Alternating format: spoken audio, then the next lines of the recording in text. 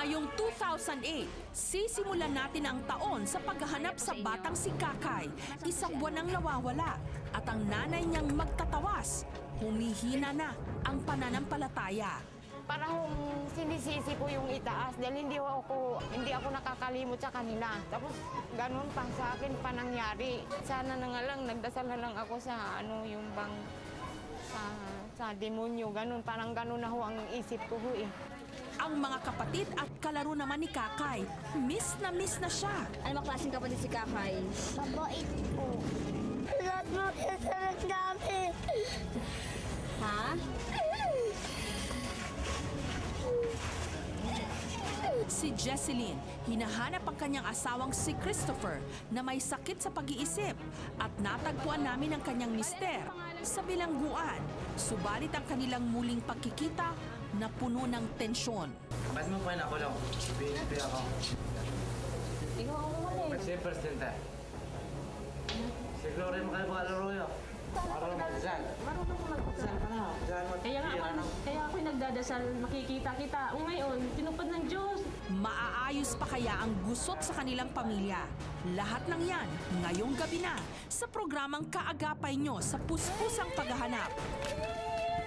Sana'y muling makapiling. Ang 2008 Year of the Rat. Sa taong ito, may hatid daw na swerte ang mga peste. Pero sana, maambunan rin ng swerte ang mga taong hanggang ngayon naghahanap pa rin ng mga mahal sa buhay upang hindi na sila dagain sa dibdib o mag-alala. Magandang gabi at Happy New Year po. Ako po si Jessica Soho at ito ang nag-iisang programa sa telebisyon na kaagapay nyo sa Puspusang Paghahanap. Sana'y muling makapiling. 25 years, I've been away. Matagal na namin siyang hinahanap. Matagal ka na namin hinahanap eh.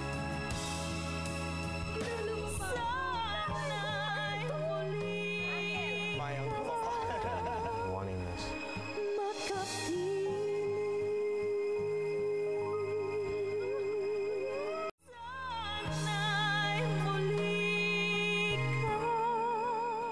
Moderno na ang ating panahon pero marami pa rin ang mga naniniwala sa mga tradisyonal na pamamaraan ng panggagamot katulad ng pagtatawas. At may mga naniniwalang sa pamamagitan rin ng pagtatawas, maaring matunton ang kinaroroonan ng isang nawawala. Pero papaano kaya kung anak na mismo ng magtatawas ang nawawala? Uubra kaya ang mahiwagang paniniwalang ito?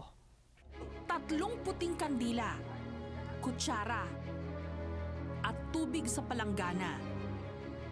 Ito ang ginagamit ni Emmy sa kadalasan niyang ginagawang ritual, ang pagtatawas, isang kakayahang minana pa raw niya sa kanyang mga ninuno.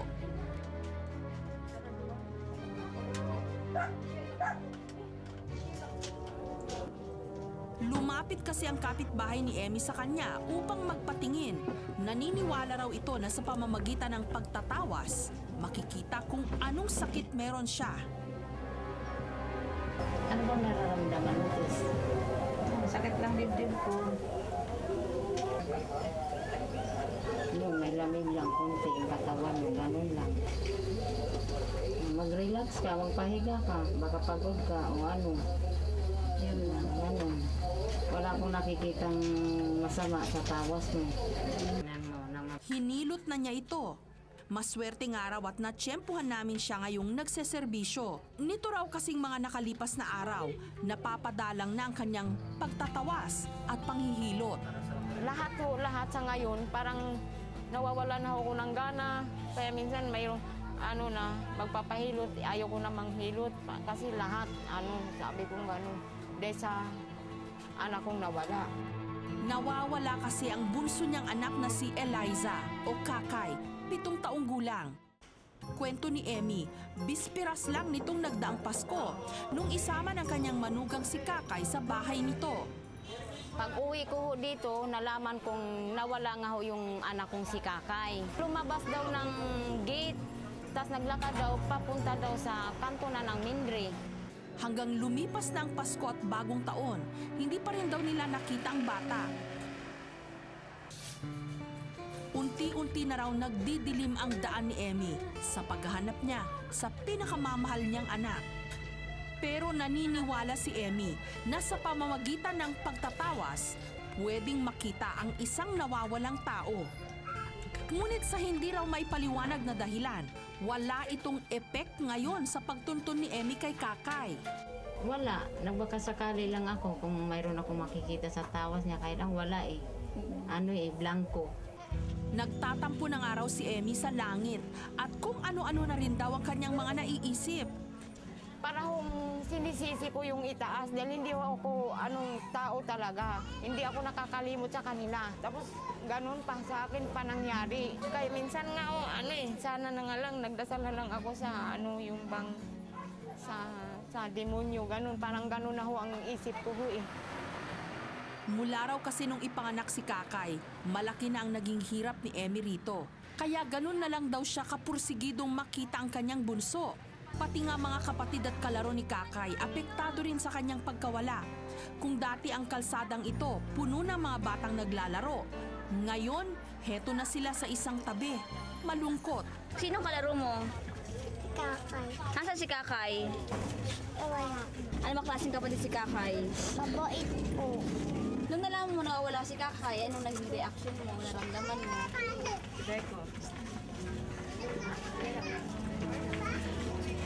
Nalulungkot ka ba? Nakaka-alala? Natatakot? Bakit? Bakit Christian?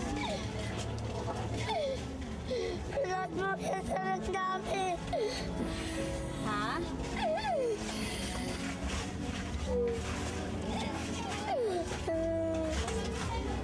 Miss mo na ba si Kakay? Opo. Nag-miss mo na? Opo. Ano naisip mo kay Kakay ngayon? Mabait po siya. Mabait siya. Ngayon, unti-unti nang nauupos ang lakas at pag-asa ni Emmy. Pero umaasa pa rin siyang diringgin ng Diyos ang kanyang panalangin makita na ang pinakamamahal niyang anak. Ayon kay Emmy, maputi raw si Kakay. May pagka-blonde nga raw ang buhok nito. At may pagkamahiyain din daw ito kaya madalas ayaw magsalita kapag kinakausap ng ibang tao. Agad na kaming umaksyon para hanapin ang nawawalang anak ni Emmy.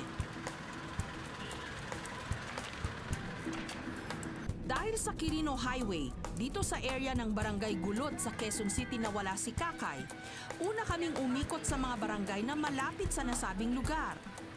Mahigit 140 na mga barangay at 11 presinto meron ang lungsod ng Quezon. Kaya't ang isa pang grupo sa aming action center, sabay ring nakipag-ugnayan sa iba pang mga parte ng Quezon City. Pero negatibo ang una naming naging hakbang. Maraming salamat. Kaya umusad na kami sa mga kalapit na syudad ng Quezon City. Sumunod kaming naghanap sa bandang Caloocan. Dito, muli kaming nagtanong-tanong sa mga kinaukulan.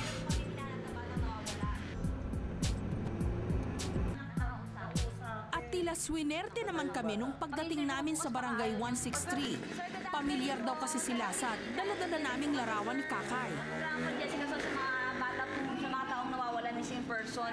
Mag-inquire lang po kami kung meron po ba kayong gantong batang meron pong ano po sa inyo, na-report, na-blatter. December 24 pa po nawawala yan eh. Parang may nanguhan ako.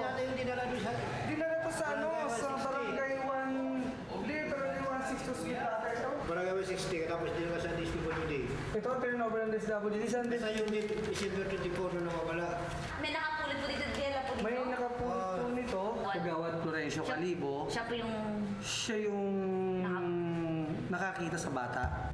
Kaya't agad nang tinawagan ng aming kausap ang taong mismong nakapulot sa diumano kahawig ni Kakay. Pwede ba kayong sumaglit dito? Kasi yung tungkol dun sa napulot na bata nung December, nandito po yung sana'y makapiling kita kay Jessica So, taga GMA. Hindi kaya pwede ka sumaglit dito, identify mo yung bata kasi may picture eh. Kasi yung picture nila dito medyo yung luma pa eh. So, lumaki na to eh. Mapipil mo naman eh. Saglit na po kayo. Ha? O, sige sir, habang kukontakin ko si Oteg. Maya-maya lang, dumating ang iba pang mga taga-barangay. Ito ba tinonover mo nun? Oo, si Kikay nga yan. Oh, yan na. Yan, di ang buhok. Oo. Nasaan to? Ando na sa ano? Sa SDC. Dito lumakas ang aming kutob. Malamang si Kakay nga ang napulot ng mga tiga-barangay 163. At mas lalo pa namin itong nakumpirma nung dumating na si Kagawad Florencio, ang mismong nakakita sa bata. Ano po pangalan na binigay sa inyo? Kakay. Eliza. Eliza po. Eliza. Ang nanay niya, Ime. Apo. Ang tatay niya, Baron ba yun? Marlon. Apo. Ayun na yun. Hindi na kami nagpatumpik-tumpik pa. Nagtungo na kami sa SDC o Social Development Center sa Caloocan kung saan daw dinala ang bata. Umiyak po, opo. Nandito yun, si Kakay, ang pangalan niya. Yung ako po yung bata na ano. Niya, andito yun sa amin. Anya po sa inyo? Ma'am, nasan po si ano? Nandito yung bata po. Nandito po.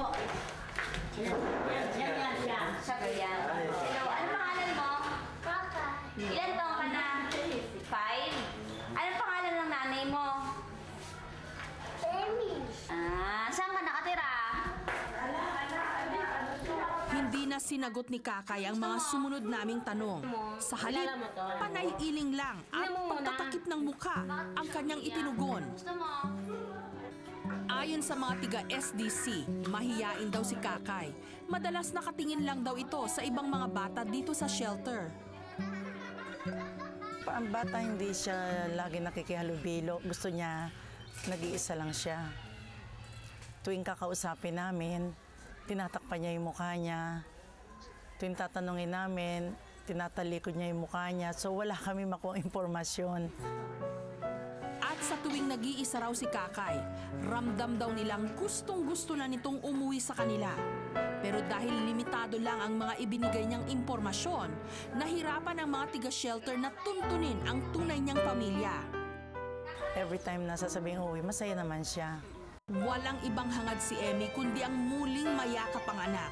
Samantalang si Kakay, sabik din sa kanyang mga minamahal. Ang hindi nila alam, dininig na ng Diyos ang mga idinadasal ng kanilang mga puso.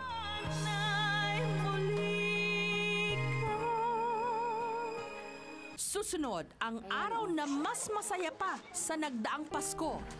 Ay!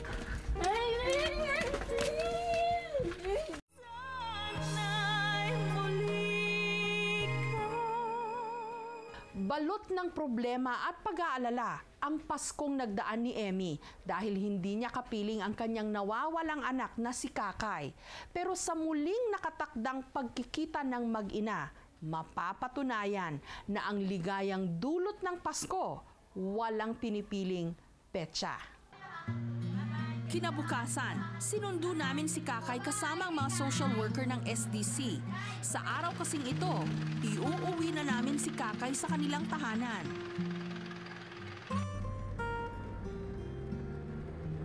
Samantala, nung mga oras namang yon, muling sinusubukan ni Emmy na magtawas. Nagbabaka sakali pa rin siya na muling makakita ng mga senyales kung nasaan na raw ang kanyang nawawalang anak. Wala siyang kamalay-malay. Wala na pala sa kandilang hawak niya ang kasagutan sa kanyang mga katanungan. Ay!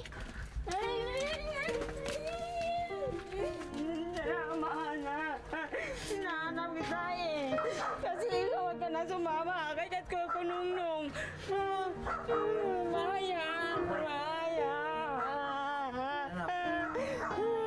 Salamat Diyos ko. Salamat. Nininig mo yung dasal ko. Maya, wag ka nang sasama doon. Kayo kanungnong Maya. Hinahanap ka ni Mama. Nakakarating si Mama ka dyan eh. Maya. Salamat. Ate, oh, nakita ko na.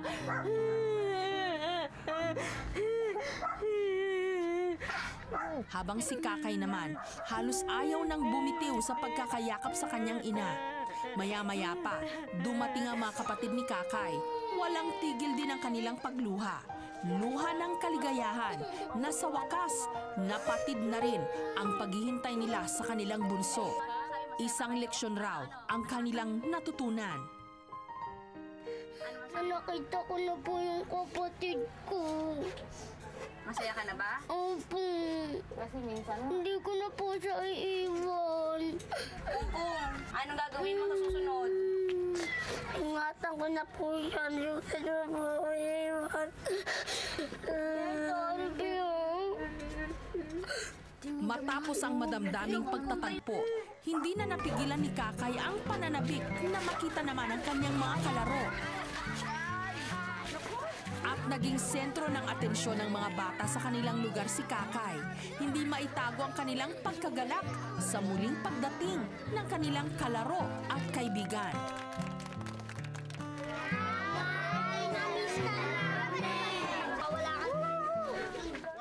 Nung hapon ding yon, sinamantala ng mag-iina ang pagkakataon upang mamasyal. Hindi kasi sila nakapagdiwang ng Pasko at Bagong Taon dahil sa pagkawala ni Kakay. Kaya ngayon, magpapakasaya raw sila. Babawiin ang mga araw na nawalay sila sa isa't isa. Moderno na tayo ngayon, pero may ilan pa rin sumusunod sa mga makalumang paniniwala. Pero lumipas man ang panahon, tsak ito ang hindi magbabago. Ang pagmamahal ng isang ina sa kanyang anak at ang pagkapit natin sa ating pananampalataya. Si Richard Pinera, 63 years old, may Alzheimer's disease, huling nakita December 10, 2007. Si Manuel Infante, 78 years old, 5'7" ang taas, payat, huling nakita sa Calamba, Laguna.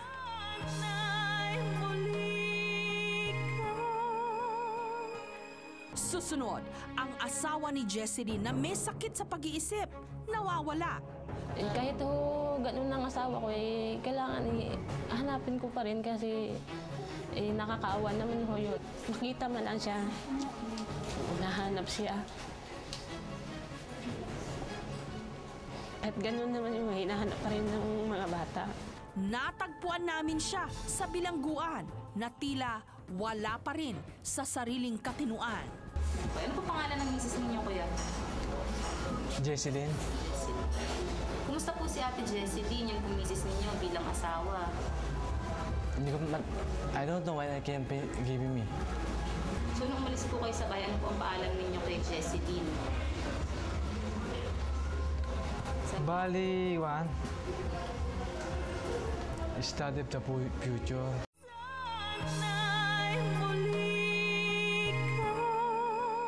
Mag-isa ngayong itinataguyod ni Jesseline ang kanilang pamilya. Ang haligi kasi ng tahanan na si Christopher, hindi lang nawawala rin sa katinuan. Hanggang kailan kaya babalikatin ni Jesseline ang mga pagsubok sa kanyang buhay? Isang tahimik na pagsasama at kumpletong pamilya. Ito ang pinangarap ng 35 anyos na si Jesseline nung pakasalan niya ang kanyang kabiyak na si Christopher. Happy ever after nga ang inasam niyang buhay sa piling ng lalaking pinili niyang makasama sa hirap at ginhawa. Isang masayang pamilya, hindi yun nga ang masayang pamilya. Meron anong kakayanin ng mga problemang dumating. Ngunit ang fairy tale romance na hinangad ni Jesseline, naging kalbaryo. Ang kanya kasing mister na si Christopher, nagkaroon ng kapansanan sa pag-iisip. Bali ako na silbing naging bali ako na rin ama't ina sa mga anak ko. Hindi ko rin sa masasandalan sa ngayon. Hindi na buhat nung nakakasakit. Hindi ko na rin maaasahan na siya pa rin naalagaan na lang. Dating sundalo si Christopher at madalas daw itong madestino sa malalayong mga lugar. At isang araw na lang daw noong taong 1998, umuwi ito sa kanilang tahanan na iba na ang takbo ng pag-iisip. Yun ang sakit daw ng schizophrenia, niya, parang may bumubulong na sa isip niya. Alam ko na ganun susumpong naman siya. Natawa siya, natawa mag-isa, nagsasalita mag-isa. Pakiwari ni Jesseline, tila sinisilaban ang kanyang pakiramdam. Hindi kasi siya mapakali sa labis na pag-aalala sa asawa. Dahil ngayon naman, 3 buwan nang nawawala ang kanyang mister. Kahit ganun ang asawa ko, kailangan hanapin ko pa rin kasi nakakaawa naman ho yun. Nakita man lang siya, nahanap siya. At gano'n naman yung hinahanap pa rin ng mga bata. September 12, 2007, nakatakdang iluwas pa Maynila ni Jesselyn si Christopher upang ipa-check up sa Veterans Hospital sa Quezon City. Ang suot ho noon, naka-camouflage siya, overall camouflage, tapos nakapusas ho nung umalis. Kaya kailangan ipusas mo para hindi ho makapanakit na pusa na isasakay namin sa sakyanan para madala ho namin. Ngunit bago pa man daw niya na ibiyahe ang kanyang mister, parang pugante raw itong tumakas sa kanilang bahay. Pag natulugan ho siya, idadalhin mo sa ospital, naiwas ho, ayaw sumama. Hanggang ngayon, di na ho siya dumating, di na rin alam namin kung nasaan na. Daig pa raw ng masukal na gubat ang naging pagsasama ni na Jesselyn at Christopher simula nung nagkasakit ang kanyang asawa.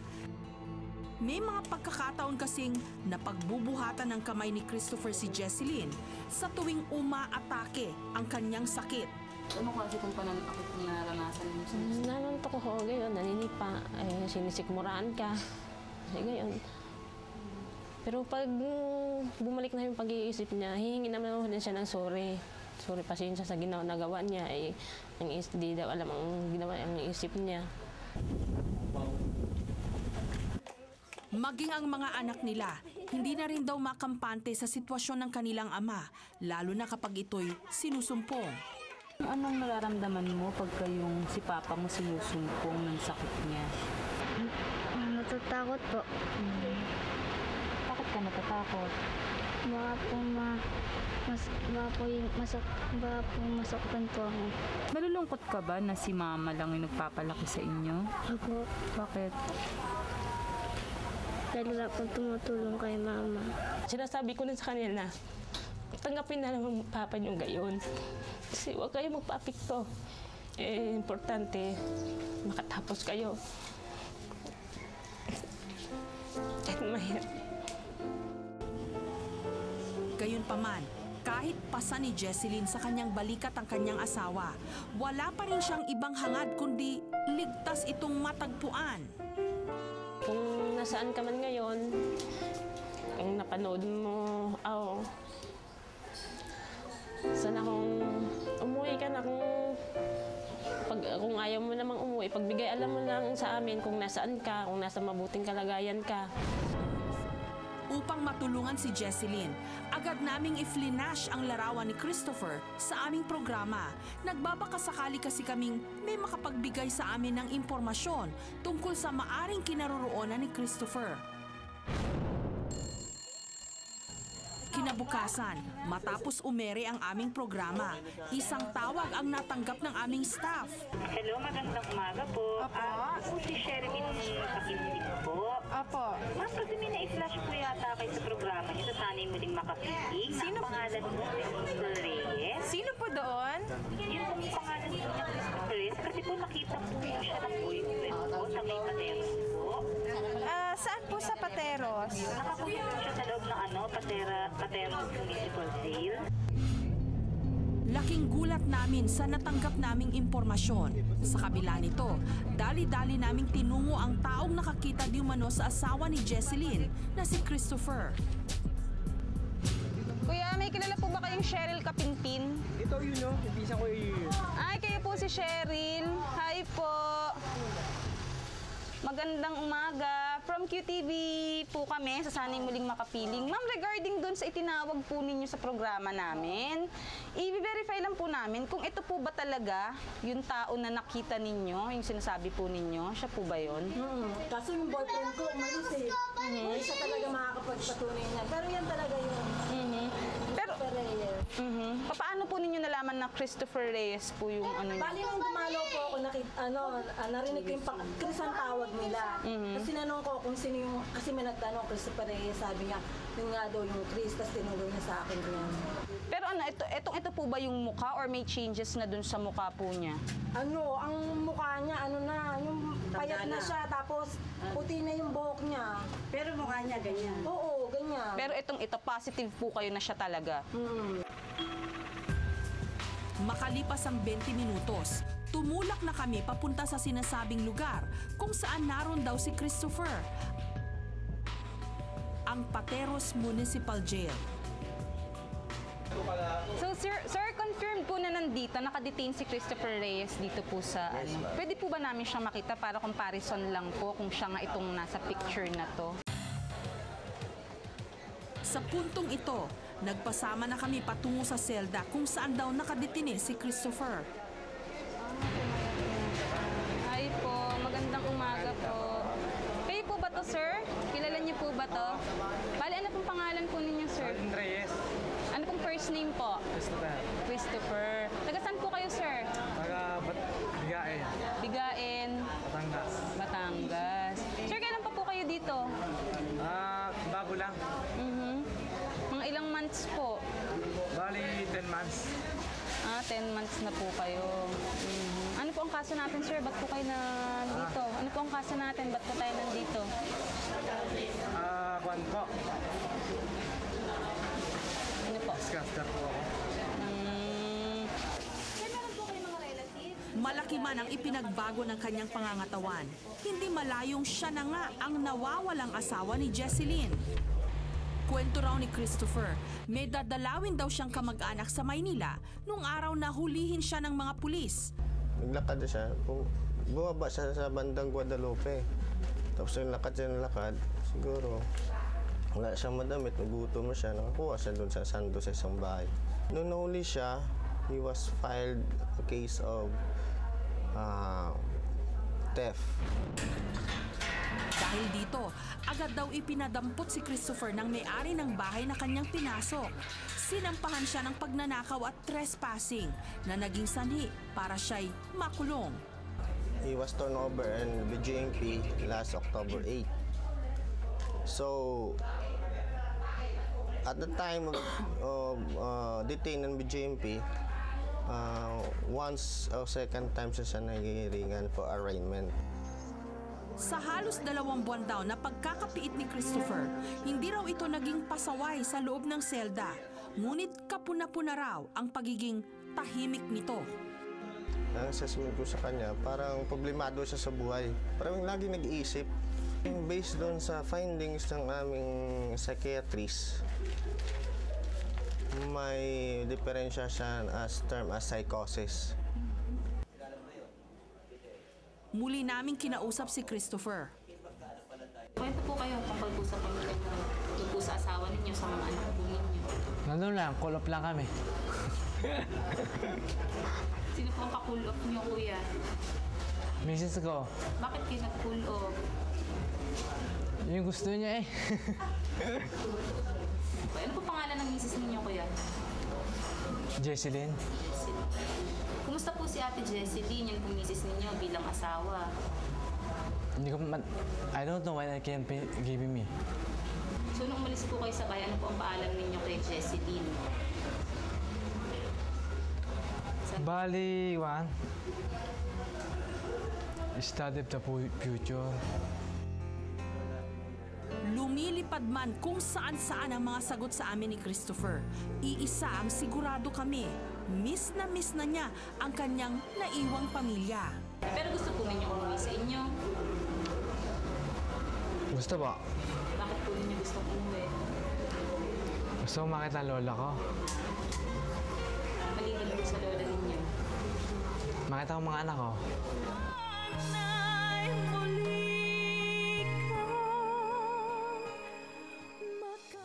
Susunod, ang muling pagkikita ni na Jesseline at Christopher na puno ng tensyon. Bakit mo pa ako lang? Pinipin ako. Ikaw ang Pera lang eh. Ikaw ang umano sa bahay. Bakit mo pinalis ako? Ikaw ang umano eh. Kasi presidente. Siguro rin mo kayo kalaro.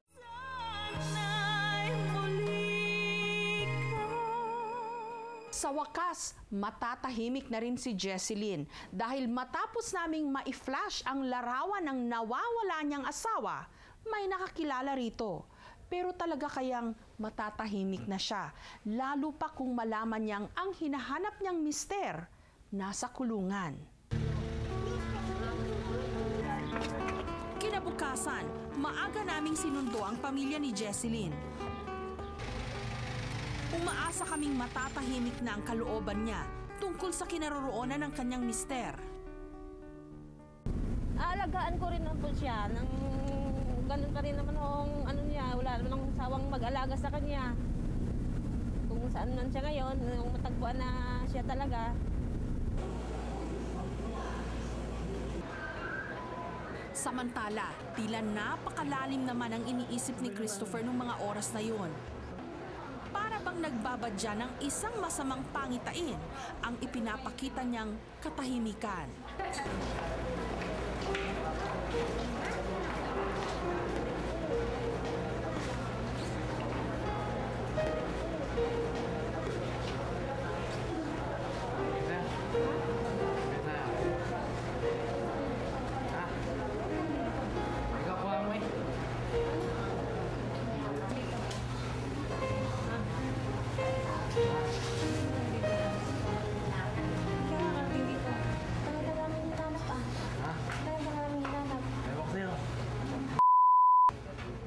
Sa nakita naming malamig na pakikitungo ni Christopher kay Jesseline, nakiusap kami sa mga bantay na saglit ilabas ng selda si Christopher. Nagbabaka sakali kaming magkakaayos ang mag-asawa. Sa inyo. Ba't mo pa ako lang? Pinipin ako. Hindi naman kita pinakuha. Pera lang eh. Ikaw ang umalis sa bahay. Bakit mo pinalis ako? Ikaw ang umalis. Ba't tumawag ka ng barangay? Hindi ako tumawag ng barangay ah. Wala na tayo. Wala, ganun ganyan ang sinasabi mo. Wait lang eh. Alam mo lang ba? Ha? Sino ang sinasabi mo? Ang galit. Tila sinusumpong na naman si Christopher. Ano pera mo pera? Malay ko, di ko alam. Si Presidente. Si Florin Calvalo Arroyo. Alam mo hindi ko alam. Hindi, alam mo guys, ano yung ano. Kaya nga, tapi, sana naman, magdasal ka sa Diyos, sana yung pag-iisip. Puro nga pagdasal ang ginagawa ko rito eh. Bakit? Di wala rin sa dibdib, hindi sa puso ko sana. Marunong magdasal. Marunong magdasal. Dasal ka na. Dasal mo. Kaya ako nagdadasal, makikita kita. O ngayon, tinupad ng Diyos. Panalangin ko, mahanap kita. Lahat ng ginawa mo. Sa pagkakataong ito, hindi na napigilan pa ni Jesseline ang sarili. Tila bulkang sumabog ang lahat ng kanyang mga hinanakit sa asawa. Dad, responsibilidad na yung mga anak mo eh. Tayo buong mundo nagrap sa akin. Iyan, kaya mo gaya ang anak niya. Kinakuya ako tamad, gaya ka pa sa akin. Pasalamat kayo yung nag-ano pa kung mahanap ka. Hindi ko alam kung ano nangyari sa iyo. At hindi na makakatulog sa araw-araw. At gabi, noon pa naman. Responsable ka rin ama. Hindi ka nagkasakit, inalagaan ka namin. Ha? Inalagaan ka namin, tupe. Hindi man naging masaya ang pagkikita ni Christopher at ng kanyang pamilya. Umaasa si Jesseline na sa tulong ng Diyos, darating pa rin ang panahon na muling mabubuo ang minsan niyang pinangarap na masayang mag-anak.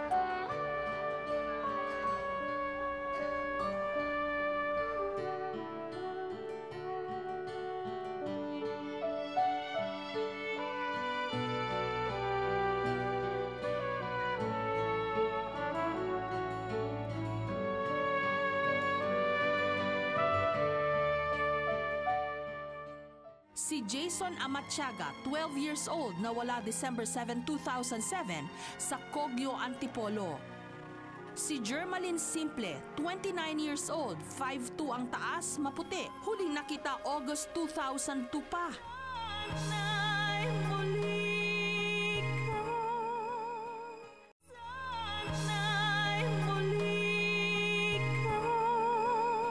Narito ang ilan sa mga kasong inilapit sa aming programa. Si Florencio Harwitz, 33 years old, 5'9" ang taas, mestizo. Huling nakita December 8, 2007 sa Imus, Cavite. Si Charles Labajo, 10 years old, nawala December 10, 2007 sa Bagong Silang, Cavite. Si Elizabeth de la Cruz, 14 years old, mahabang buhok, bungi, nawala November 20, 2007 sa Fairview, Quezon City. Si Joel Milalios, 28 years old, 5'8" ang taas, may kapansanan sa pag-iisip. Huling nakita sa San Martin de Porres, Parañaque City. Si Roldan Colar, 20 years old, epileptic, may peklat sa batok. Huling nakita sa Dagat-Dagatan, Caloocan City. Si Jarin Ann Cantuba, 14 years old, may peklat sa kaliwang braso. Huling nakita sa Bagumbayan, Taguig City. Para sa anumang impormasyon tungkol sa kanila o sa kanilang mga pamilya, makipag-ugnayan po sa aming tanggapan 982-7777, Local 3011. Sa simula po ng taon, nasa 285 ang bilang ng mga taong nawawala na nahanap na po namin at naibalik sa kani-kanilang mga pamilya. Positibo po kami. Sa darating pang mga araw, madadagdagan ang bilang na yan. Basta't nariyan lamang po kayo na handang tumulong at gumabay sa amin. Magandang gabi. Ako po si Jessica Soho. Sana'y makapiling namin kayong muli sa susunod na Martes. Dito lang sa nag-iisang programa sa telebisyon na kaagapay nyo sa puspusang paghahanap. Sana'y muling makapiling. Di na nakikita ang nakasanayang kasama. Naiwan ay pangungulila. Natira na lamang ay alaala.